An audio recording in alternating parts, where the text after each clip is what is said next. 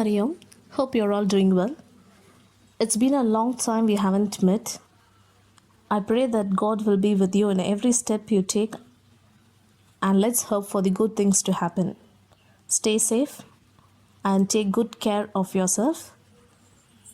Now let's get into the class with a prayer. Close your eyes slowly. Take a deep breath and chant Om 3 times.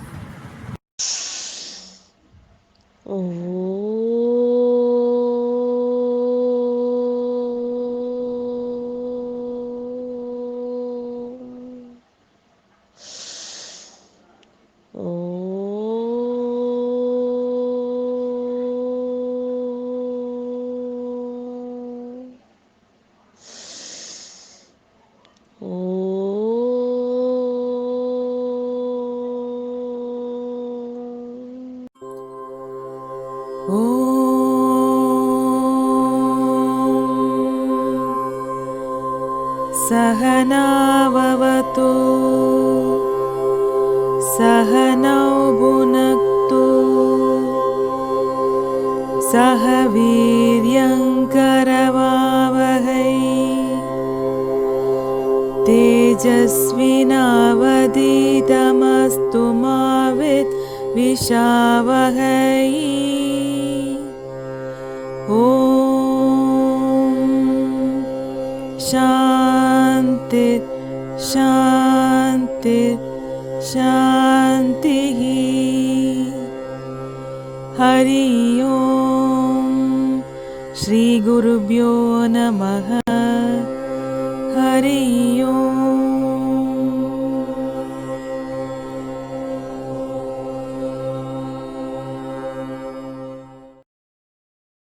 Children, we are going to see Unit 3, Geography, Hydrological Cycle. In this class, we are going to see about precipitation. What is precipitation? Yeah, the water falls down. Good. The precipitation refers to all forms of water that fall from the cloud and reaches the earth's surface. For this, cloud droplets must grow heavy enough to fall through the air. When the droplets grow in size, they fall. While moving down, by collecting some water droplets, they become heavy enough to fall out of the cloud as raindrops. So this is how the rain comes down. Now we'll see about the forms of precipitation. Forms of precipitation depends on the kind of weather or climate of the region. The precipitation in the warmer part of the world is always in the form of rain or drizzle. In colder region, the precipitation may fall as snow or ice. Common types of precipitation include like rain, sleet, freezing rain, hail and snow. So we'll see about this briefly now. First one is rain. We all know what is rain and we have seen. The most common kind of precipitation is rain. It pours out. The precipitation in the form of water droplet is called rain. The precipitation in which the size of rain droplets are less than 0.5 mm in diameter is known as drizzle. The rain droplets greater than 0.5 mm diameter is known as rain. And above that, that is heavy rain that been pours out. Generally, drizzle takes place from stratus clouds. The second one is sleet. This word you might have not heard before. The precipitation which takes place in the form of mixture of water droplets and tiny particles of ice is known as sleet. Sometimes rain droplets fall through a layer of air below 0 degrees Celsius, the freezing point of water. As they fall, the rain droplets freeze into solid particles of ice. So the mixture of water droplets and ice together is known as sleet. What is freezing rain? At other times, rain droplets falling through cold air near the ground do not freeze in the air. Instead, the rain droplets freeze when they touch a cold surface. This is called freezing rain. And the droplets of water are usually greater than 0.5 mm in diameter. So freezing rain does not become ice particle when they come out, but when they reach the surface, it forms freezing. Next is hail. The precipitation which contains of round pellets of ice which are larger than 5 mm in diameter is called hail or hailstone. So far we saw about nearly 0.5 mm, but now in hailstone we are seeing 5 mm. So there is a difference between 0.5 and 5. A hailstone starts as an ice pellet inside a cold region of a cloud. Strong updrafts in the cloud carry the hailstone up and down through the cold region many times. And the last one is snow. Often water vapor in a cloud is converted directly into snow pieces due to lowering of temperature. It appears like a powdery mass of ice. The precipitation in the form of powdery mass of ice is known as snowfall. It is common in the polar region and in high mountain regions. As we saw the precipitation process, next is filtration, because as the rain flows down, next it enters into the ground. So next is infiltration. Water entering the soil at the surface of ground is termed as infiltration. Infiltration allows the soil temporarily to store water, making it available for plants' use and organisms in the soil. Infiltration is an important process where rainwater soaks into the ground, through the soil and underlying rock layers. Some of this water immediately return to the surface through spring or low spouts. So some of the water below the rock layer ultimately return to the surface through spring or low spouts. Some of the water remains underground is called as groundwater. The rate of infiltration is influenced by the physical characteristic of soil, vegetative cover, moisture content of the soil, soil temperature and rainfall. The term infiltration and percolation are often used interchangeably. Next comes percolation. Percolation is the downward movement of infiltrated water through soil and rock layers. It occurs near the surface of the soil and delivers water from the surface into the soil, that is plant root zone. Percolation moves the infiltrated water through the soil profile and rock layers, which leads to the formation of groundwater to become a part of the subsurface. Thus, the process represents the flow of water from unsaturated zone to the saturated zone. Last comes the runoff. Runoff is the water that is pulled by the gravity across the land surface. It comes from unabsorbed water from rain, snowmelt, irrigation or other process, comprising a significant element in the water cycle as well as the water supply when it rains into the watershed. It is also a major contributor to the erosion which cries out canyons and related landforms. The amount of runoff that can happen depends on the amount of rainfall.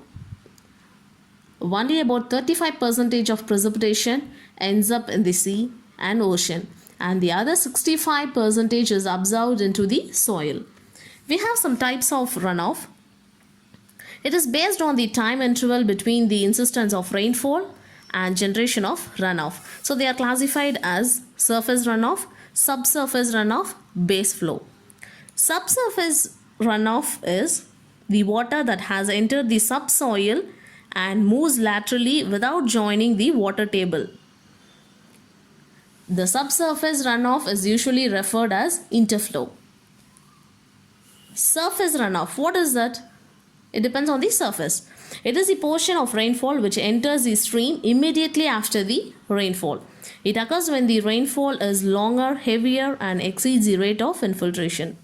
In this condition, the excess water makes a head over the ground surface which leads to the move and one place to the other place.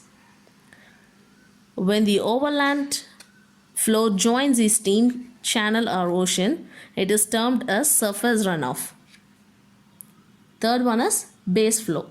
It is the flow of underground water from a saturated groundwater zone to the water channel. It usually appears at the downstream location where the channel elevation is lower than the groundwater table. Groundwater provides the stream flow during dry periods of small or no precipitation. So when there is no precipitation or during the dry period, the base flow usually happens.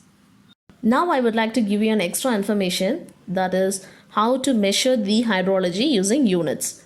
For example, if you want to measure evaporation or interception, it can be measured with inches or centimeter.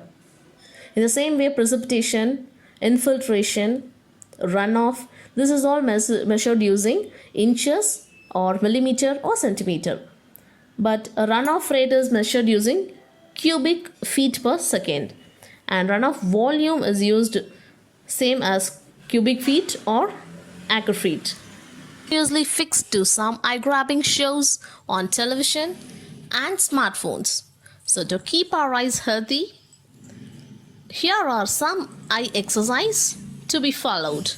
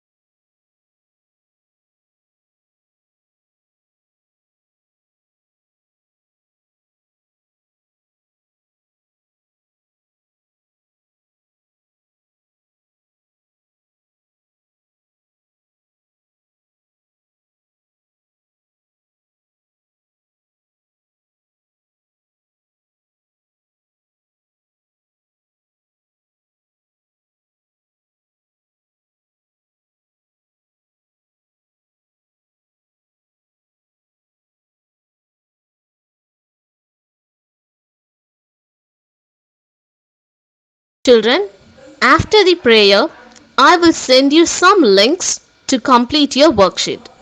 Open the link and copy down the questions and answers in your notebook and send a photocopy to me. Then let's conclude the class with the prayer. Slowly close your eyes.